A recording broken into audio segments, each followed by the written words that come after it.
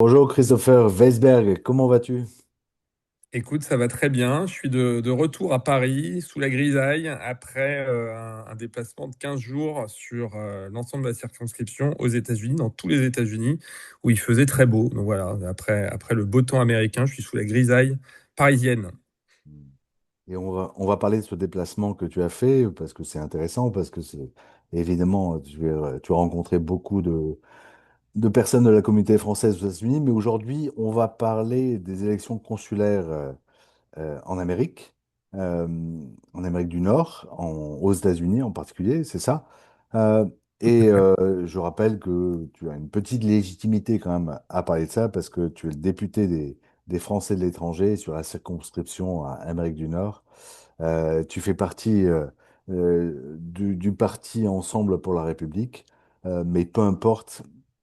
L'important, c'est que tu es le député, notre député, à nous, les Français d'Amérique du Nord, et que j'ai un grand plaisir à parler avec toi, sans aucune vision politique, partisane, etc., parce que tu nous représentes et c'est assez sympa depuis quelques années qu'on ait droit à un député.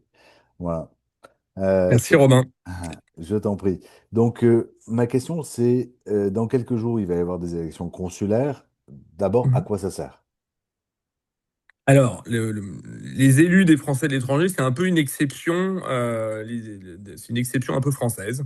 Il n'y a pas beaucoup de pays qui ont comme ça une représentation locale où en fait dans tout le pays, dans tous les États-Unis, mais en fait dans le monde entier, le monde est réparti en plusieurs circonscriptions. Toi, tu es basé en Floride. Eh bien, il y a des représentants français qui sont élus. Il y a 5 élus français sur la liste de la Floride.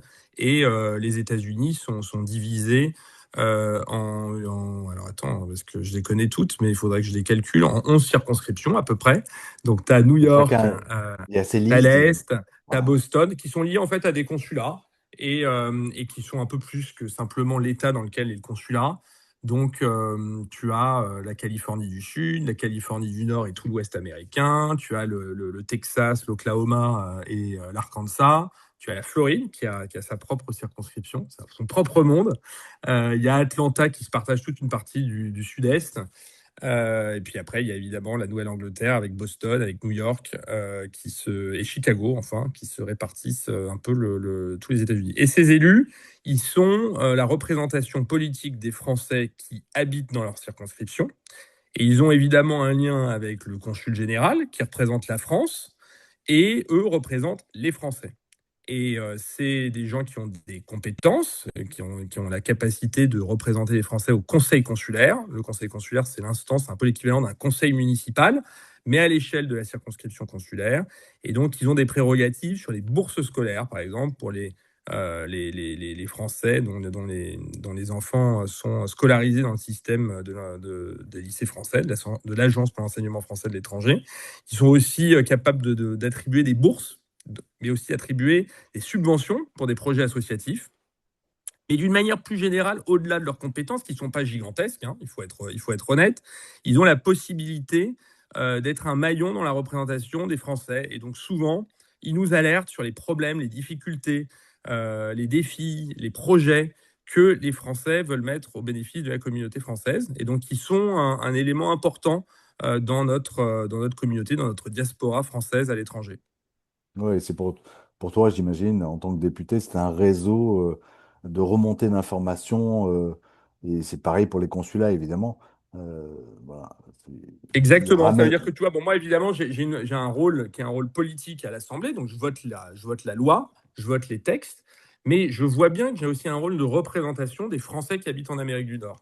Et à ce titre, dans la présentation que tu as faite, j'appartiens à un parti politique, et donc à l'Assemblée nationale, je suis élu sur un certain nombre de principes, de valeurs, et je vote en fonction de ces valeurs à l'Assemblée nationale. Mais quand je suis en Amérique du Nord et quand je parle aux Français, je ne suis pas politisé, je suis un des représentants et j'essaye le mieux que possible de représenter tous les Français, qu'ils aient les mêmes idées que moi ou des idées totalement opposées. Moi, ce que je veux surtout, c'est faire remonter leurs difficultés et aussi leur énergie, leurs projets. Et il y a plein de choses à faire. Et donc, dans ce cadre-là, les élus consulaires, bah, c'est le maillon qui est le maillon le plus proche de vous, de tous les Français.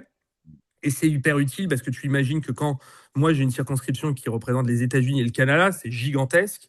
Donc je ne peux pas avoir la même proximité que quelqu'un qui aurait le 11e arrondissement de Lyon ou la 3e circonscription de la Nièvre. Et donc avoir ces élus qui font remonter les choses, c'est extrêmement important. Parfois, les Français ne les connaissent pas. Il y a très très peu de participation. Et moi, je vous encourage à participer, à regarder les profils. Il y a plein de candidats qui sont aussi sur des étiquettes politiques, mais qui globalement sont surtout des gens qui veulent vous représenter, parce que c'est quand même pas très politisé comme élection. Et c'est hyper utile parce que souvent, tu vois, quand je vois des Français qui ont eu des grosses galères, ça m'a été remonté très souvent, non pas par les consulats, mais surtout par les représentants des Français de l'étranger. Donc je travaille avec tout le monde, quels que soient les partis, et je vous encourage tous à aller voter pour vos élus, apprendre à les connaître, d'abord par leur programme, et ensuite par le jeu de leur représentation en les contactant. Ils sont tous très disponibles parce qu'ils veulent tous être réélus. Alors, justement, comment se passent ces élections? Comment on vote? Quand vote-t-on? Comment ça fonctionne? Alors, c'est des élections qui vont avoir lieu du 22 au 27 par Internet. Donc, il n'y a plus Mai, l'excuse de 22 dire au qu'on est 27 trop mai. loin. Du 22 Ouais. au 27 mai par Internet. Vous avez tous, si vous êtes inscrits sur les registres, dû recevoir, moi je l'ai reçu il y a quelques jours, un petit texto pour vous dire quel était votre code. Et vous allez recevoir ensuite un mail dans les prochains jours pour pouvoir voter par Internet.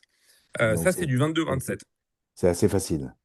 Voilà. C'est franchement hyper facile aujourd'hui, ça prend 2 minutes 30. Évidemment, faut avoir le bon numéro. De temps en temps, les gens n'ont pas le bon numéro, mais si vous êtes à jour sur les registres, ça prend 2 minutes. Et puis le 30 mai, vous pourrez aussi voter à l'urne. Donc en Floride, il y a quelques bureaux de vote. En fait, aujourd'hui, c'est quand même assez marginal le vote à l'urne. Donc il y a moins de bureaux de vote qu'avant, parce qu'en fait, on imagine que tout le monde va voter par Internet. Après, voilà, pour ceux qui sont une aversion totale pour l'ordinateur, ils ont toujours la possibilité d'aller voter directement sur les bureaux de vote que vous pouvez trouver sur le site du consulat. Mm. Tout à fait. Et je recommande à tout le monde, et on va, lorsque nous diffuserons cette interview, évidemment, nous mettrons tous les liens à chacun qui vont vous permettre, évidemment, ou de vous inscrire si vous ne l'êtes pas en urgence, ou alors de vérifier que vous êtes bien inscrit Alors, et juste, tout à fait Romain, je sûr. crois que malheureusement, pour s'inscrire, Ah, maintenant, c'est un c'est un peu peu trop tard. tard. C'est C'était un peu jusqu'à la tard. semaine dernière que vous pouviez vous inscrire. Et maintenant, en fait, il faut que les registres soient à jour pour être sûr que les gens Évidemment. qui peuvent voter sont des votants. Donc maintenant, c'est un peu terminé pour la partie participation. Vous pourrez voter aux prochaines élections. Vous pourrez vous réinscrire l'année prochaine aux prochaines échéances, que ce soit les législatives ou la présidentielle. N'hésitez pas à le faire. Mais là, aujourd'hui, le registre, on pourra vous mettre le site pour les bureaux de vote. Mais normalement, vous allez recevoir un mail ou un texto parce que vous êtes déjà inscrit. Ok. Et je rappelle d'ailleurs que tu évoquais tout à l'heure le fait de remonter l'information jusqu'à toi, jusqu'aux députés, et qu'il y a quelques années, on s'était bien battu justement en faisant remonter cette information sur le délai du visa E2, la durée du visa E2, qu'on s'était battu là-dessus, puisque l'administration Trump à l'époque avait réduit ce délai à un délai qui était assez absurde et qui tuait un petit peu les intentions des investisseurs français aux États-Unis, et que ça a été corrigé, ça a pris du temps, ça a demandé des efforts importants, diplomatiques notamment, de la part de la France et de ta part, et on est arrivé. Et aujourd'hui, on est revenu à un délai normal de 4 ans. Donc effectivement, je peux témoigner que ça ne sert pas à rien du tout, à la fois de s'impliquer dans euh, ce réseau qui est, comme tu le dis, unique, tissé en France autour des consulats, et qui prend la forme effectivement de ces élections consulaires ce mois de mai. Donc c'est assez Et important. l'exemple que tu viens de prendre est excellent parce que tu vois, ça dépasse les prérogatives des élus. Mais en fait, ce travail que toi tu avais fait, parce que avec French District, tu fais partie de cette communauté aussi. Mais les élus aussi m'ont fait remonter ces sujets-là. Et en fait, notre travail avait été, je pense, aussi important que le travail des consulats, parce que dans notre rôle, on pouvait mettre un petit peu plus la pression sur l'administration. Les diplomates, ils sont obligés de rester très diplomates dans l'ensemble de leurs relations. Nous, on peut un peu plus serrer la vis, on peut mettre un petit peu plus de pression dans le tube. Et à l'époque, franchement, j'avais participé, mais toi, tu avais participé. Et puis les élus, hein, tous les élus, de quelque Mm. bord qu'ils soient, m'avaient fait remonter ces problèmes. Moi, je peux vous dire, aujourd'hui, on est quelques années plus tard, on est 3 ans plus tard, cette remodification du visa à 4 ans, qui était descendue à 2 ans. Et aujourd'hui, ce que je vois, c'est que malgré le contexte de Trump, il y a beaucoup de facilité encore pour faire des visas E2. Et ça montre bien que cette administration, elle s'est attaquée à pas mal de dispositifs de visa, notamment les H2B, où le seuil est monté à 100 000 $, donc très très Et difficile les à H1B, ouais. utiliser. Ouais, aussi, Les ça. H1B, ouais. Ouais. Et par contre, sur la partie visa E2, je peux vous dire, ça va très vite. Là aussi, n'hésitez pas. Si vous avez des difficultés dans votre renouvellement, ça peut arriver. Moi, je garde des très bons rapports avec le consulat américain à Paris et je fais régulièrement remonter des difficultés de Français qui sont bloqués. Voilà. Et aujourd'hui, d'une façon générale, je peux vous dire, après avoir vu pas mal d'élus consulaires ces derniers jours, que les remontées sont que l'administration américaine facilite plutôt les investisseurs et les visas E2. Donc voilà, malgré le contexte compliqué d'une administration Trump qui a quand même au top de son agenda la réduction de l'immigration, ça ne concerne pas les visas E2 qui, au contraire, je trouve, sont plutôt facilités depuis quelques mois. Oui, surtout que c'est un visa de non-résident, c'est un visa dans lequel on nous demande d'entreprendre en investissant de l'argent aux États-Unis. Donc, les États-Unis sont absolument entièrement bénéficiaires de ça, puisqu'on a aussi l'obligation de créer des emplois en plus de l'argent qu'on vient y dépenser, et on n'acquiert absolument pas de statut de résident, de droit de vote, etc. Donc, voilà. Donc, effectivement, Exactement. c'était aussi quelque chose d'assez bizarre qui avait été une décision assez bizarre, mais on s'était bien mobilisé. Et surtout, on est très content du résultat et ça prouve qu'effectivement, ce réseau fonctionne et que ce réseau peut influencer les politiques, leur faire comprendre des choses du terrain, comme toi. Et puis ensuite, à toi, ton job, c'est de faire en sorte que la France le comprenne dans sa diplomatie Mhm. et fasse remonter dans l'agenda. Voilà. Et, Mais et- et vraiment, je pense qu'aujourd'hui, la question des visas, c'est presque un des sujets les plus importants des Français qui habitent en Amérique du Nord. Moi, je fais régulièrement des séminaires avec des avocats en immigration. J'essaye de changer à chaque fois pour pas donner l'impression que je privilégie qui que ce soit.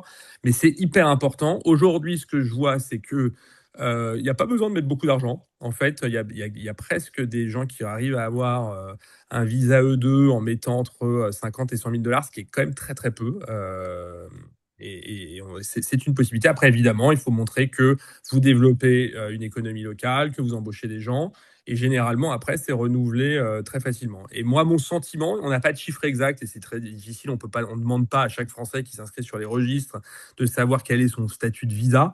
Mais moi, j'arrive à me donner une idée que c'est autour de un quart des Français inscrits viennent avec un visa investisseur. Donc, c'est quand même très important.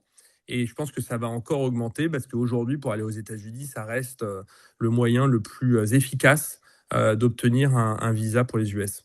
ouais, le plus efficace, le plus rapide, qui coûte pas rien, mais bon, on n'est pas sur des sommes extravagantes, effectivement. Euh, eh ben, merci beaucoup, Christopher. On a parlé de ces élections consulaires qui sont, comme tu le dis, importantes pour au moins faire remonter l'information.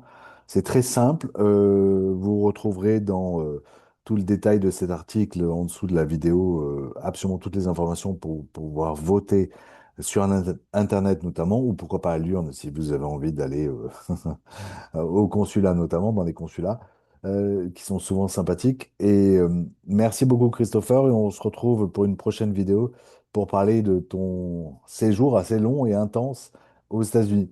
À bientôt Christopher. Merci à toi, Romain. Merci, French District. À Au bientôt. revoir.